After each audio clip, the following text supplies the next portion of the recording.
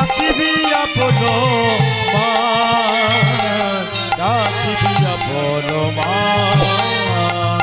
যেচে কথা বলিস না রে, আজ যে কথা বলিস না রে, যেচে কথা বলিস না রে, আজ যে কথা বলিস না রে।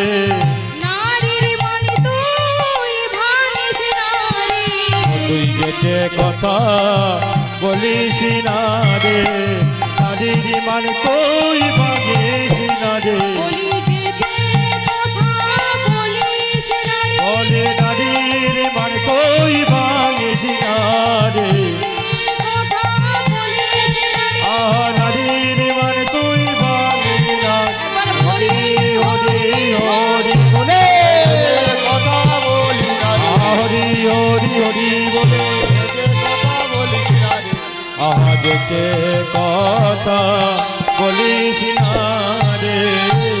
আয় তুলসী, বলি তুই যাবি যা, তুই যেন যেচে কথা বলিস না। বলছেন বেশ। বলছে দেখিস আমার গোবিন্দ কিন্তু খুব চতুর, হ্যাঁ তোর সঙ্গে কথা বলতে চাইলেও তুই যেন যেচে কথা বলিস না। এই বলে বলছে শোন, যদি গোবিন্দের সঙ্গে তোর দেখা হয়, দেখা হয়ে গোবিন্দ যদি আগে তোর সঙ্গে কথা বলে তবেই তুই বলবি, নালে বলবি না। তা তুলসী বলছে বেশ ঠিক আছে রাধে, এবার আমি আসি। বলছে দাঁড়া তুলসী, এই তুলসী তোর জন্য না আমি আমার বধূর জন্য একটা বিনা সুতোর মালা তৈরি করেছি। তা তুই যখন যাচ্ছিস এই মালাটি নিয়ে আমার বধূর গলায় পরিয়ে দে। যেই বলেছে তুলসী আজকে চলেছেন মা, মালা নিয়ে কর্পূর অমল অতুল সবকিছু আজকে রাধানি গুছিয়ে দিয়েছে, দিয়ে আজকের তুলসী চলেছেন গোবিন্দ দর্শনে, গোবিন্দের কাছে। কেমন ভাবি গো, একটু উলুধ্বনি সঙ্গীত ধ্বনি। থমকি থমকি চলে যায়, আরে চমকি চমকি চলে যায়, আরে চমকি চমকি চলে যায়। ও হরে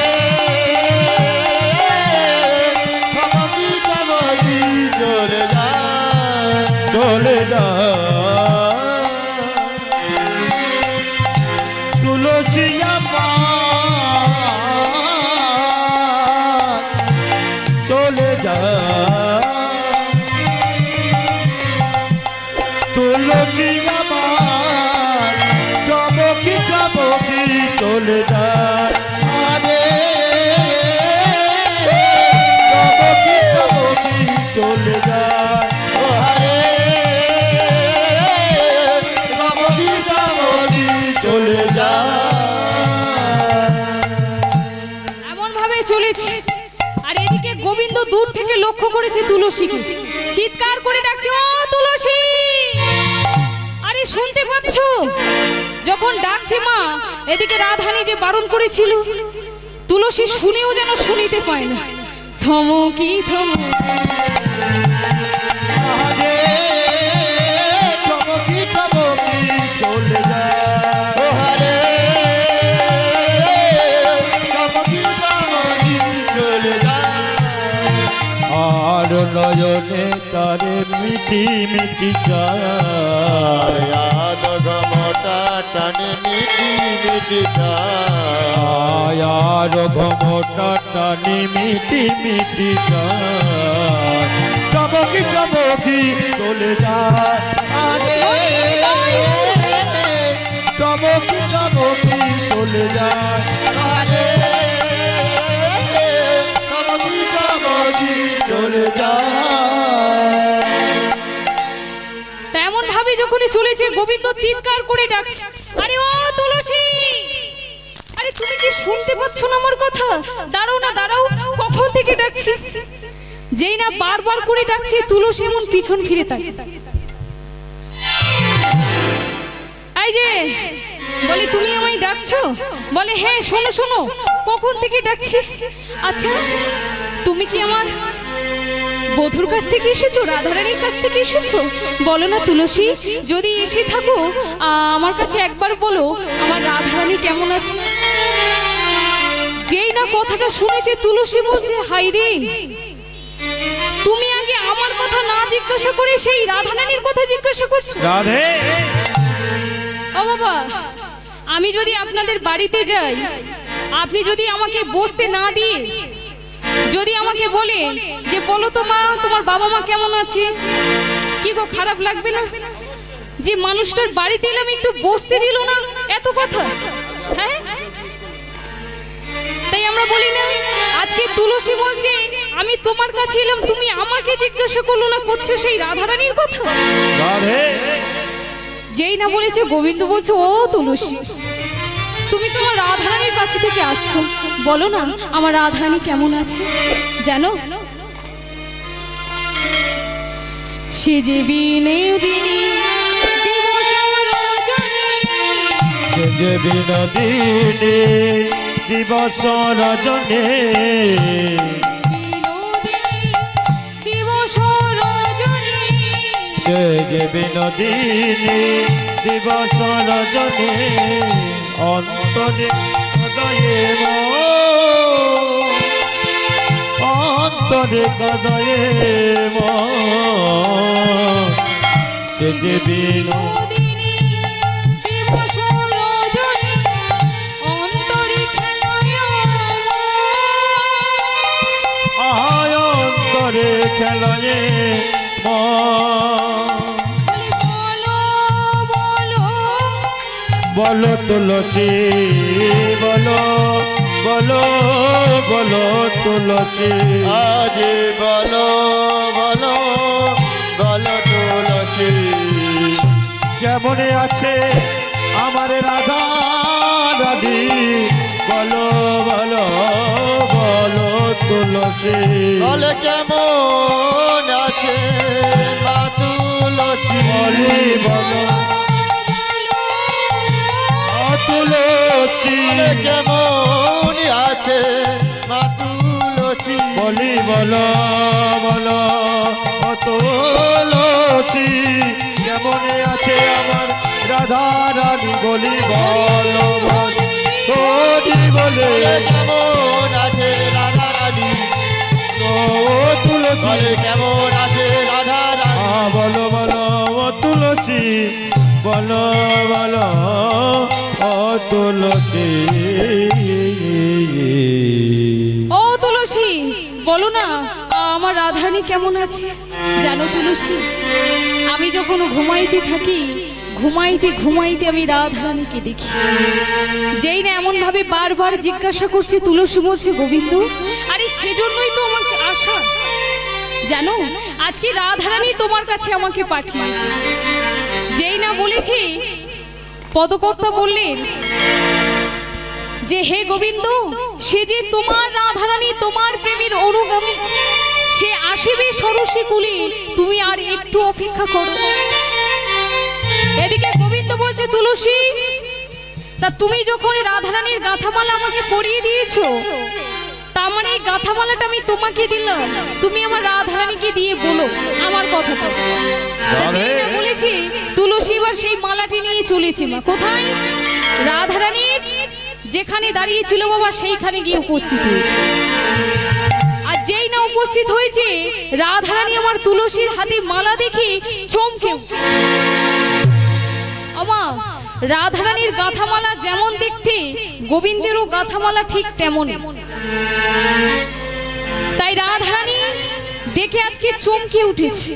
তুলসীকে বলছি, তুলসী, এই তুলসী, বলি তবে কি তোর সঙ্গে আমার গোবিন্দের দেখা হয় না? তুই মালাটি ফিরিয়ে নিয়ে এলি কেন? কথাটা যেই না বলেছি, তুলসী বলছে, এইবার তুলসী চাতুরি কেমন করছেন দেখুন।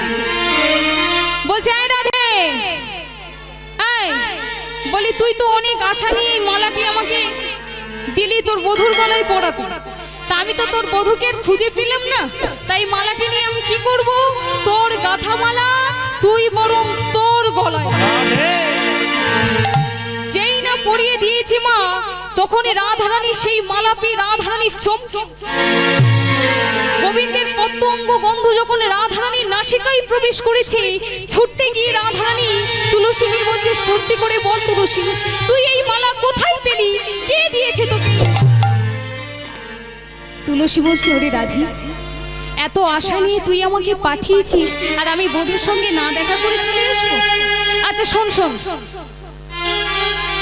বধূ এই মালাটি দিয়ে তোকে নিমন্ত্রণ জানিয়েছি, তুই আর বিলম্ব করিস না, চলে যা কোথায়?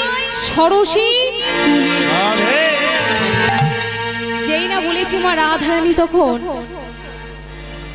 নয়নের জল আর ধরে রাখতে পারছে না, বলছে, ওরে তুলসী, আমার যে ঘরে জ্বালা বাহিরে জ্বালা, বাহিরে জ্বালা, আমার যে নীল শাড়ি পরিতে মানা, পরিতে মালা,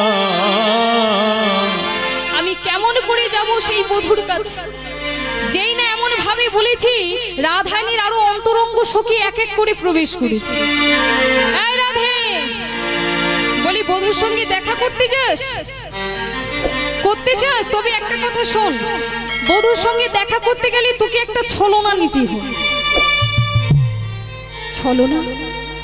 আর কত ছলনা করব? গোবিন্দের সঙ্গে ছলনা করতে করতে আমার জীবনটাই শেষ হয়ে গেল।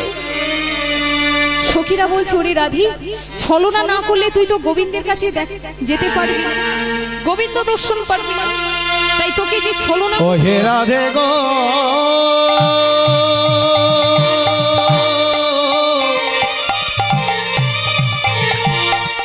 ও গো রাধে,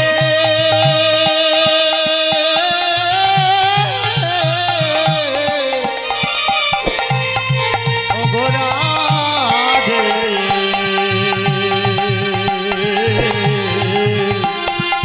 জল জল সরসী কূলে,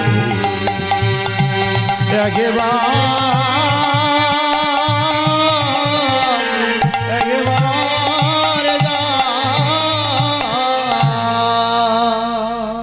যেই না বলেছি, রাধারানী সখীরা গিয়ে বলছে, শোন শোন, তোকে ছলনা করতে হবে। কি ছলনা? বলছে, তুই এমন ভাবে কাঁদবি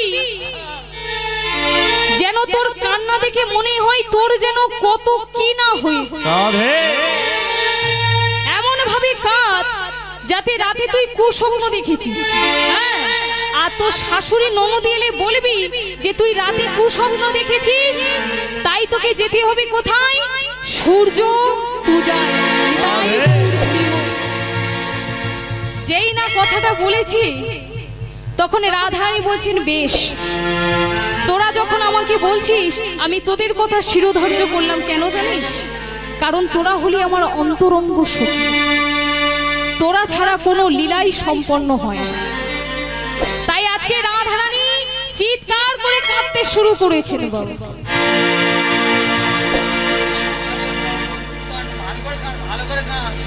চিৎকার করে কাঁদছে।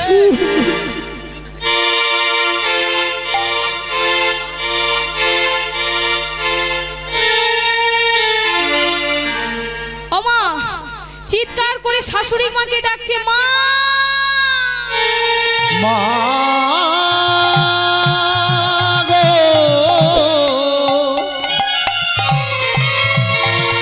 মা গো,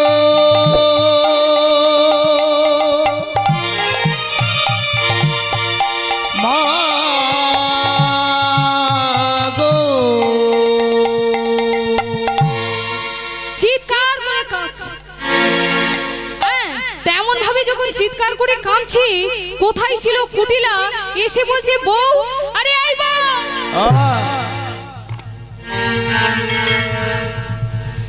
এই তোর কি হয়েছে?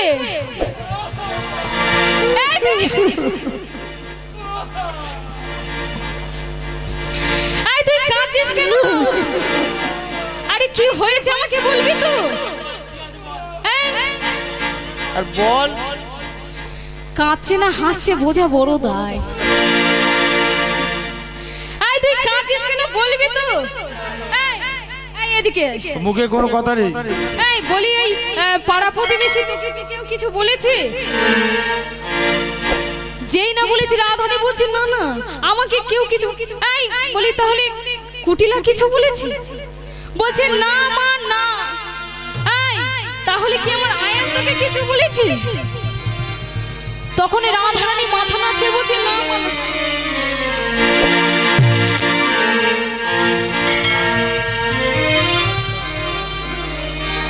এই তোর কি হয়েছে তুই বলবি তো? এমন ভাবে যখন কাঁদছে তখন বলছে মা গো ও মা, হ্যাঁ আমি কি স্বপ্ন দেখেছি জানো? স্বপ্ন? আরে হ্যাঁ তুমি শুনবে। বলছে বল দেখি। বলছে শোনো শোনো, গভীর রাতে সেতে শুতে স্বপ্ন দেখি, স্বপ্ন দেখিয়া রে মোর পতির কি দুর্গতি শোনো মা গো তুমি। শোনো মা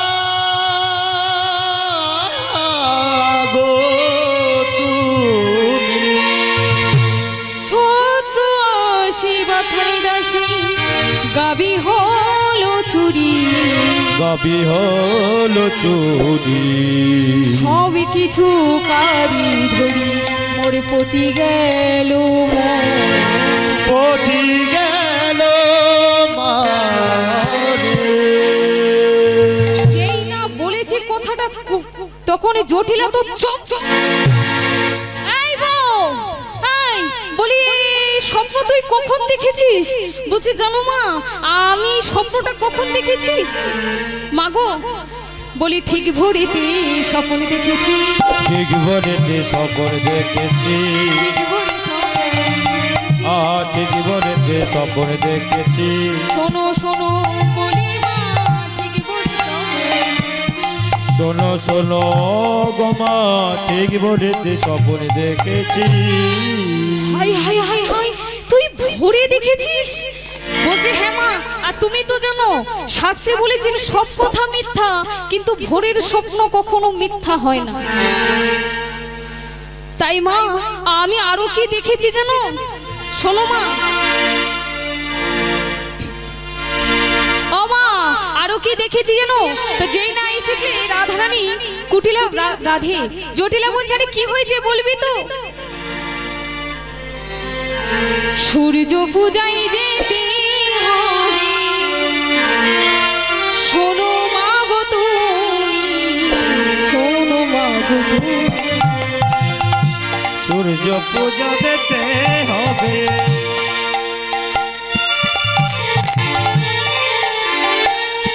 শোনো মা গো তুমি, শোনো মা গো তুমি। সূর্য পূজায় যেতে হবে শোনো মা গো তুমি, শোনো মা গো তুমি। সূর্য পূজা করতে হবে, শোনো মা গো তুমি, শোনো মা গো তুমি। মোরে পদের কি পুরি গতি মোর পতির কি দূর গতি শোনো মা গো তুমি, শোনো মা গো তুমি। আমার পতি আজি মোর গতি কি দূর গতি, মোর পতি কি দূর গতি শোনো মা গো তুমি, শোনো মা গো তুমি। বলছে জানো মা আমাকে যেতে হবে সূর্য পূজায়, যদি সূর্য পূজায় যেতে পারি তবেই তোমার ছেলের পুত্র মঙ্গল কামনা করতে পারি, নালে পারবো না। তা যেই না বলেছি কোথায় ছিল মা কুটিলা এসে বলছে ওই দেখো দেখো দেখো মা হয়েছে, মা হয়েছে। আরে মা তোমার বউ যে ছলনা করছে তুমি কি বুঝতে পারছো না? তোমার বউ যে কি নাটক জানে মা, ধারণার তবে ও যে কি নাটক করে, এখন কিছু তো একটা বলতে হবে, কালার কাছে যেতে গেলে কিছু তো বলতে হবে। তাই কি করলো না সূর্য পূজায় যেতে। বলি সত্যি সত্যি মা তোমার বউ যে কি নাটক জানে। ধীরে ধীরে রাধানীর কাছে কি বোঝাই যে বউ বলি এমন মায়াবিনী কবে থেকে হয়েছিস লো?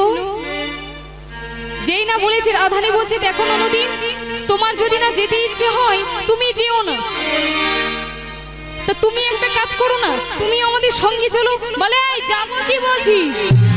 আমি যাব বলেই রেডি হয়ে আছি। তুই কি ভেবেছিস আমাদেরকে ফাঁকি দিয়ে ওই কালার কাছে যাবি আর আমি বুঝতে পারবো না? হ্যাঁ? আমিও তোদের সঙ্গে যাব। এখন যেই না কথাটা বলেছে, সখীরা তখন পাশে গিয়ে বলছে, এই রাধে, এই ননদী কুটিলা যদি যাই তাহলে তোর গোবিন্দ দর্শন করতে পারবো না।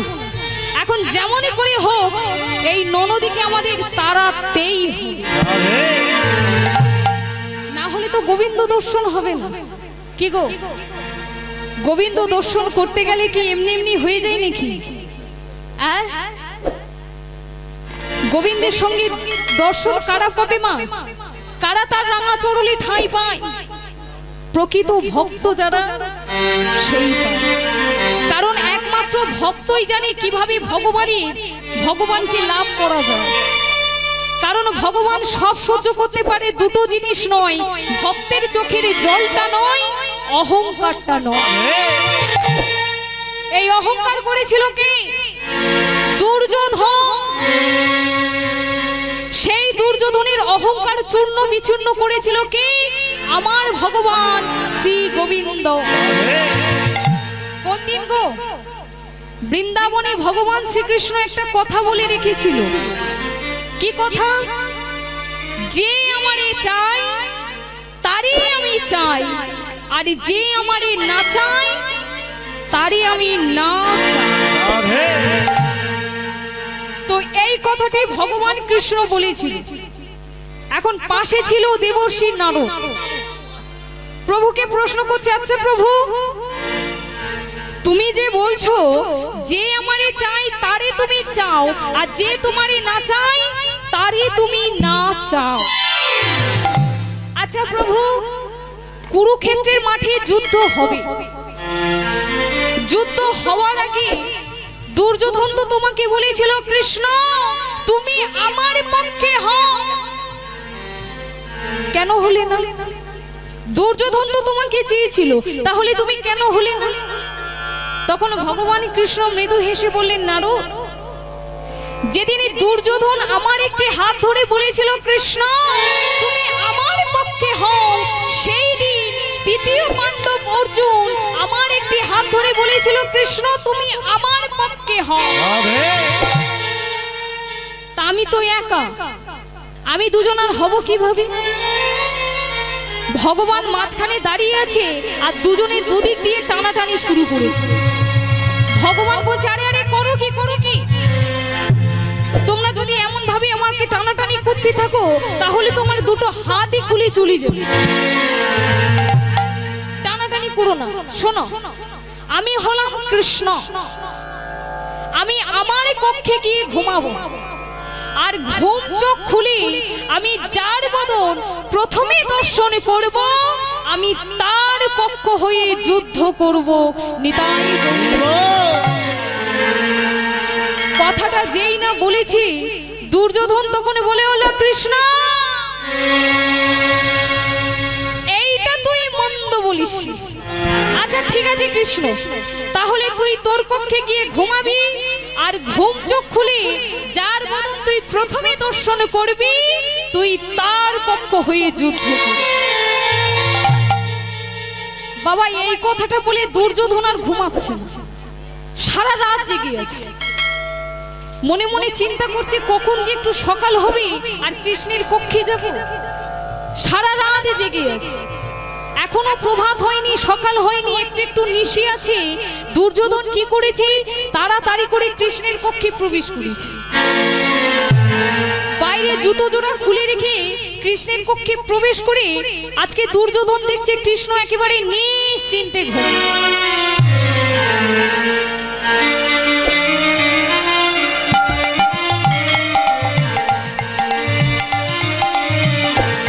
হরি হরি বল।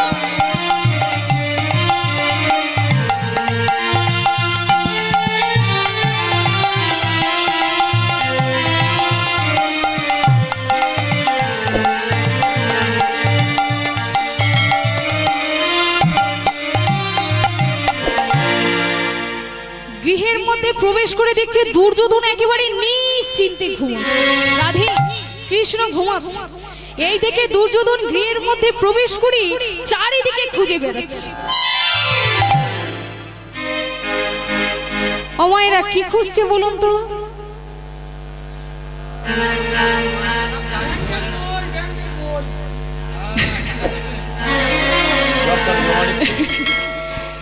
কি খুঁজছে? ও বেটা, বসবে কোথায়?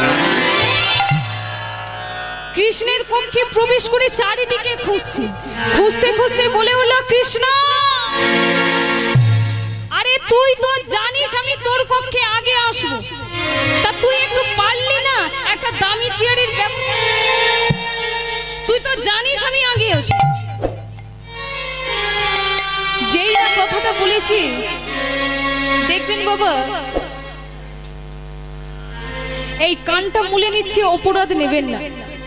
এমন অনেক মানুষ রয়েছে, আজকের দুর্যোধন ছিল অহংকারী। এমন অনেক মানুষ রয়েছে যারা ওই চেয়ারে বসে বসে কৃষ্ণ কথা, ভাগবত কথা শ্রবণ করে। আপনার আমার এই ছেঁড়া তিরপুলে বসতে পছন্দ করে না।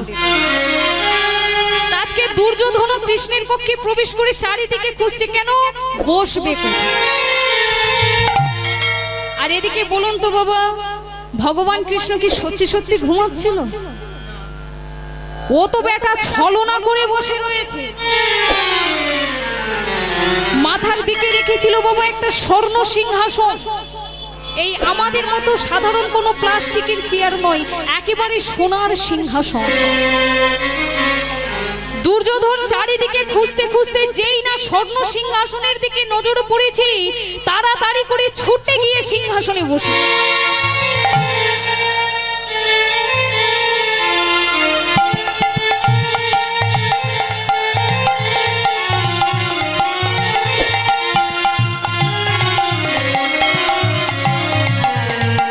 হরি হরি বল।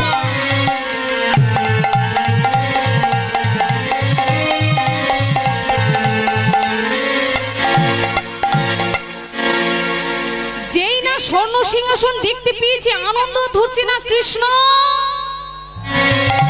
তুই আমার এত ভালোবাসিস, আমি তোর কক্ষে আগে আসবো জেনে তুই আমার জন্য দামি চেয়ারের ব্যবস্থা করেছিস। আনন্দ ধরছে না, তাড়াতাড়ি করে সিংহাসনে বসেছে। আর এদিকে বাবা, সেই দিন দ্বিতীয় পাণ্ডব অর্জুন, এমনই তার কাল নিদ্রা এলো। আজকে অর্জুন ঘুমিয়ে পড়েছে। তাড়াতাড়ি করে ঘুম থেকে উঠে দেখছি, কি সকাল হয়ে গেছে। মনে মনে চিন্তা করছে, আর আমি কৃষ্ণ আমার পক্ষে হয়ে যুদ্ধ করবে না, কারণ আমার যে সময় পার হয়ে গেছে। আমি যে কিভাবে কৃষ্ণের কক্ষে প্রবেশ করব? কৃষ্ণ আর আমার পক্ষ হয়ে যুদ্ধ করবে। ধীরে ধীরে করে, তাড়াতাড়ি করে কৃষ্ণের কক্ষে প্রবেশ করে দেখছে সত্যিই তাই। বাইরে জুতো জোড়া পড়ে রয়েছে দুর্যোধন। ধীরে ধীরে যখন কৃষ্ণ কক্ষে প্রবেশ করেছে, এদিকে দুর্যোধনী কৃষ্ণকে দেখে, রাধে অর্জুনকে দেখে একেবারে খিলখিল করে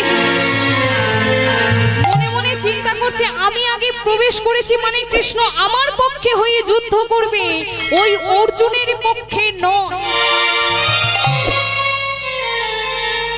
আর এদিকে দ্বিতীয় পাণ্ডব, সে তো ধরেই নিয়েছে মা যে কৃষ্ণ আর আমার পক্ষ হয়ে যুদ্ধ করবে না। আজকে অর্জুনে প্রবেশ করে বসলো কোথায়? ভগবান নিজের চরণের দিকে একটা কুশাসন পেতে রেখেছিল। অর্জুনে ধীরে ধীরে গিয়ে বাবা সেই কুশাসনে গিয়ে বসেছে। ভগবানের চরণ দুটি জড়িয়ে ধরে বলছে, কৃষ্ণ ও হে দয়াময়,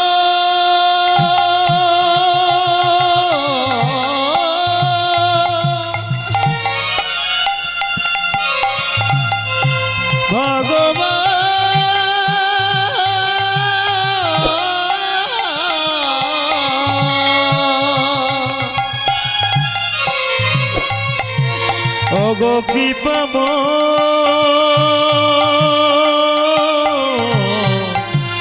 তোমার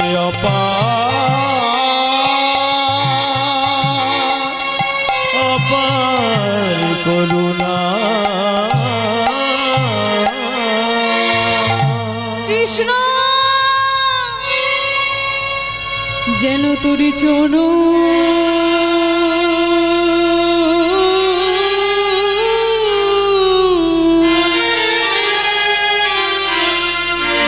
ছাড়া করি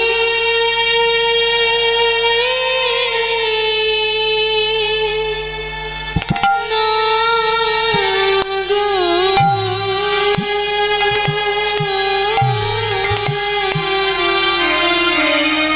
জল চরণে